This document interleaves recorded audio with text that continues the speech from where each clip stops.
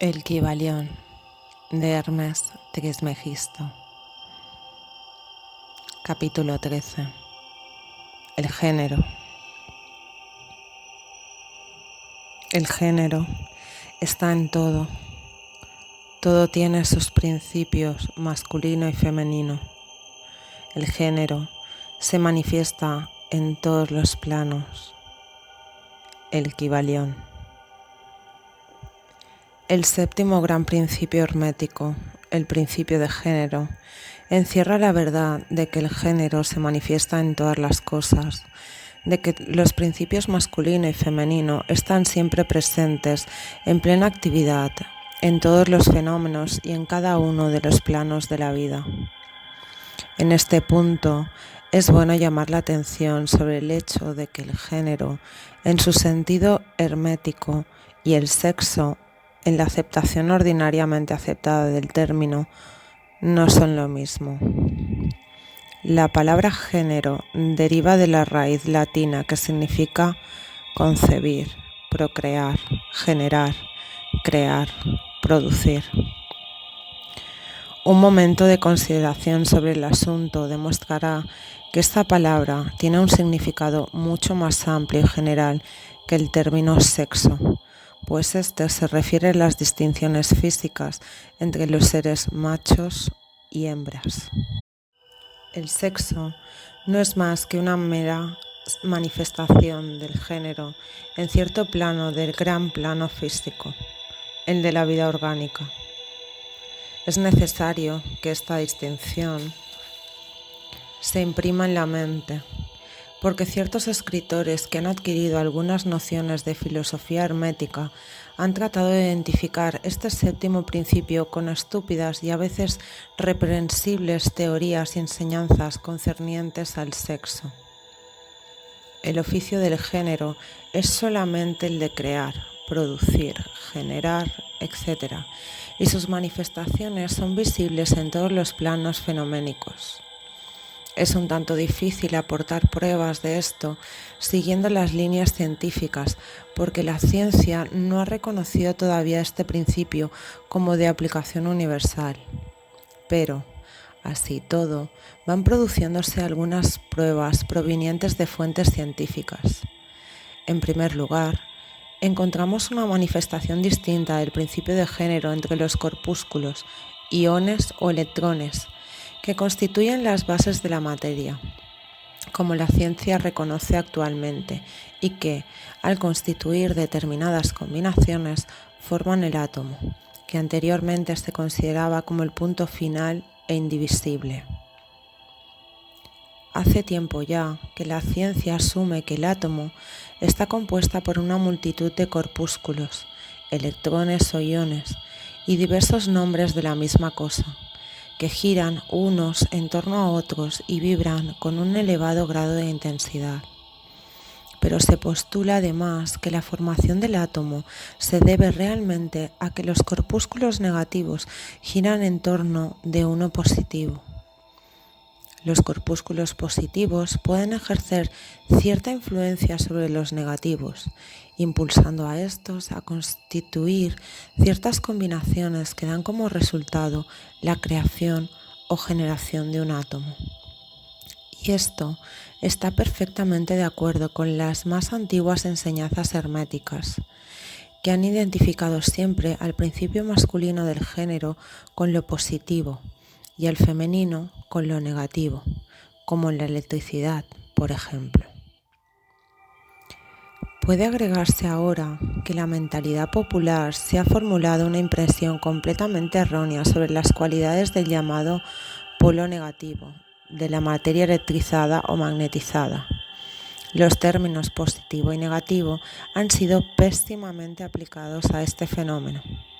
La palabra positivo significa algo real y fuerte en comparación con la irrealidad o debilidad del negativo. Pero nada está más lejos de los hechos reales de los fenómenos eléctricos. El polo negativo de la batería es realmente el polo en y por el cual se manifiesta la generación o producción de formas y energías nuevas. Nada hay de negativo en él. Los hombres de ciencia de mayor autoridad ya emplearon la palabra cádoto en vez de negativo, derivando cádoto de una raíz griega que significa desciende, el recorrido o camino de la generación, etc. Del cátodo emerge el torbellino de electrones o corpúsculos. Del mismo polo surgen esos maravillosos rayos que han revolucionado las concepciones científicas durante las pasadas décadas. El polo catódico es la madre de todos los extraños fenómenos que han convertido en inútiles a los antiguos libros de texto y que han hecho que teorías mucho tiempo aceptadas hayan sido relegadas al montón de los desechos de las especulaciones científicas. El cátodo o polo negativo es el principio madre de los fenómenos eléctricos y de las más sutiles formas de materia que la ciencia conoce. De manera, pues, que existen poderosas razones que impulsan a rechazar el término negativo, insistiendo en sustituirlo por la palabra femenino en vez del término antiguo. Los hechos nos conducen a esto, sin tener en cuenta para nada la doctrina hermética y, por consiguiente, emplearemos la palabra femenino en vez de negativo al hablar de dicho polo de actividad. Las últimas enseñanzas científicas dicen que los corpúsculos o electrones creadores son femeninos. La ciencia dice que están compuestos por electricidad negativa y nosotros que están compuestos por energía femenina. Un corpúsculo femenino se destaca, o mejor dicho, deja a un corpúsculo masculino y comienza una nueva carrera. Activamente busca una unión con un corpúsculo masculino, animado por el impulso natural a crear nuevas formas de materia o energía. Cierto autor va aún más lejos y dice que enseguida busca por su propia voluntad una unión. Este desprendimiento y unificación forma la base de la mayor parte de las actividades en el mundo químico. Cuando un corpúsculo femenino se une a otro masculino, empieza determinado proceso. Las partículas femeninas vibran más intensamente bajo la influencia de la energía masculina y giran rápidamente en torno a esta última. El resultado es el nacimiento de un nuevo átomo. Este nuevo átomo está compuesto realmente por una unión de electrones masculinos y femeninos.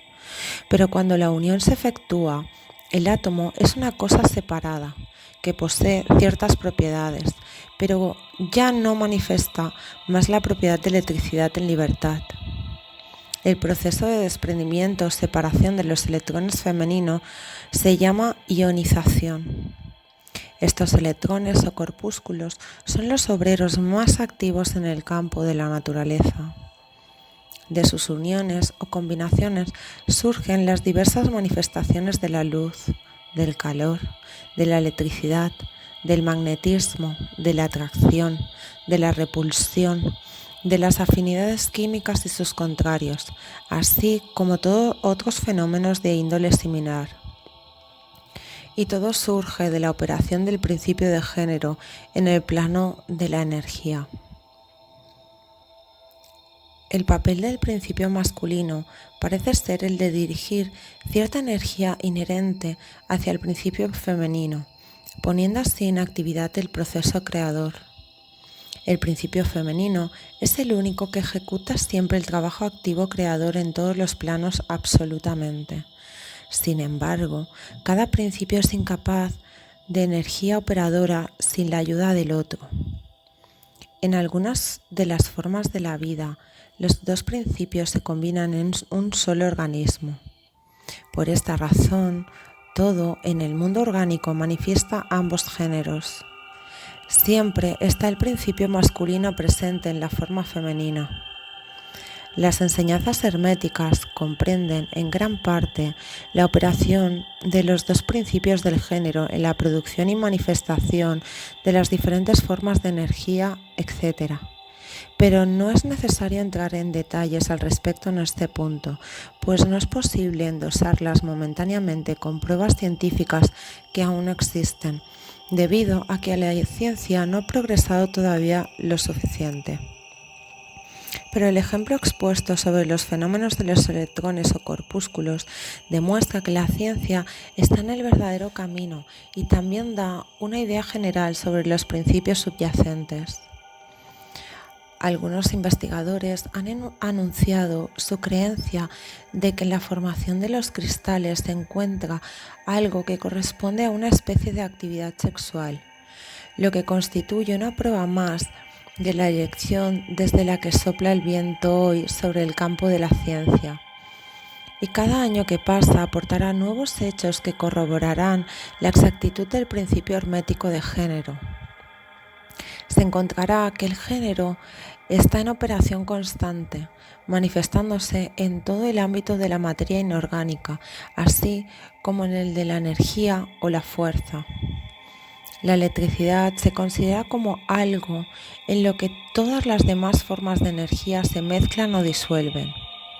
La teoría eléctrica del universo adquirió rápidamente gran popularidad y aceptación, y de esto se deduce que si hemos podido descubrir en el fenómeno de la electricidad, en la misma raíz o fuente de sus manifestaciones, una evidencia clara o inequívoca de la presencia del género y sus actividades, se puede afirmar sin miedo que la ciencia llegará últimamente a ofrecer pruebas de la existencia en todos los fenómenos del universo de ese gran principio hermético, el principio de género. No es necesario perder el tiempo hablando del conocido fenómeno de la atracción y repulsión de los átomos, de la afinidad química, de los amores y odios de las moléculas, de la atracción o cohesión entre las partículas de la materia. Esos hechos son harto conocidos como para exigir mayores comentarios, pero ¿se ha pensado alguna vez en todas esas cosas no son más que manifestaciones del principio de género? ¿No se ve claramente que el fenómeno es en general, trátese de corpúsculos, moléculas o electrones? Y todavía más, ¿no es enteramente razonable y lógica la enseñanza hermética que afirma que la misma ley de la gravitación, esa extraña atracción por la cual todas las partículas y cuerpos en el universo tienden unos hacia otros, no es sino otra manera de manifestarse el principio de género que opera en la dirección de atraer las energías masculinas hacia las femeninas y viceversa? No es posible ofrecer pruebas científicas por el momento, pero si se examinaran los fenómenos a la luz de las doctrinas herméticas sobre el asunto, se verá que no existe hipótesis alguna mejor que la actual que explique los problemas. Sométanse todos los fenómenos físicos a la prueba y se verá que el principio de género se hace evidente. Pasemos ahora a considerar la operación de este principio en el plano mental.